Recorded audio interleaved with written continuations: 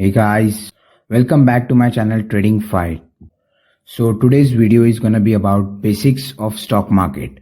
In a previous video, we have seen an introduction to stock market, wherein we studied what is stock market, various indices like Nifty, Sensex, and many more introduction.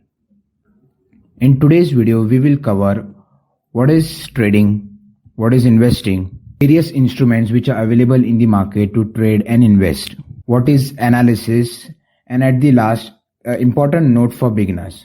So make sure you watch till the end. So let's begin with what is trading. Trading refers to buying and selling of shares of a company in a particular time frame. Trading is a type of approach of people towards the market wherein they buy and sell the stocks of a particular company on regular basis. There are different forms of trading based on time frame, such as intraday, wherein the stock is bought and sold on the same day. Just like in the morning when the markets open, traders buy a stock and by the evening the stock is being sold. The movement made by the market in the day is the profit or loss of the trader. Next, which we have is BTST, which is referred as buy today, sell tomorrow, wherein the stock is bought at the evening and sold the next morning. The gap up or gap down opening of the stock is the profit or loss of the trader. Next, which we have is swing trading, which is personally my favorite.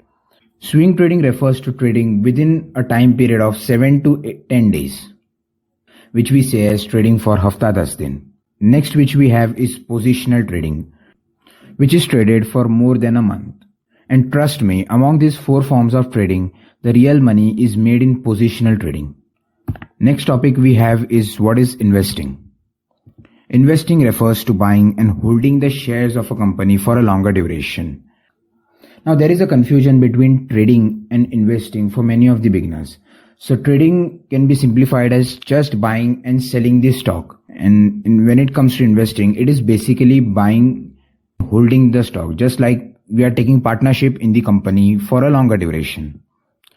So different forms of investing based on time frame are short-term investing, which is done between 2 to 6 months of time frame.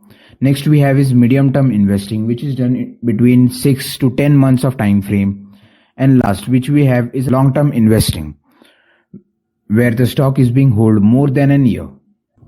Next topic which we have is instruments that are available in the market to trade or invest. Firstly, which we have is an equity market.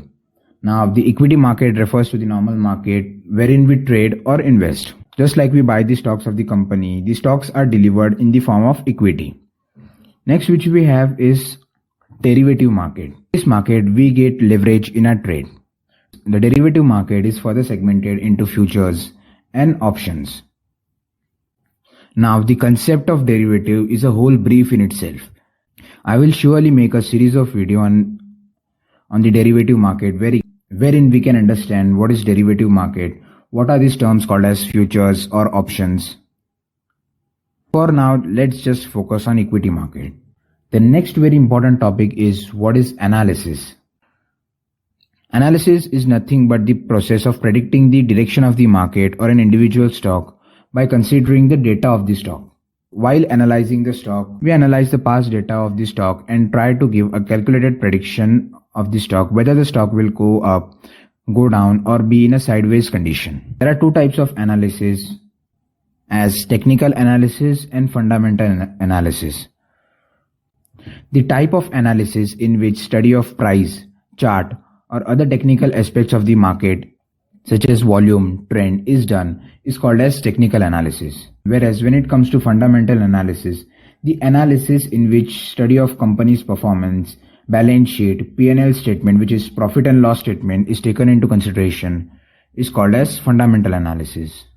Now analysis plays a very important role in picking up the stocks as well as trading or investing in them. So the next topic which we're gonna see is a very crucial topic, that is important note for beginners.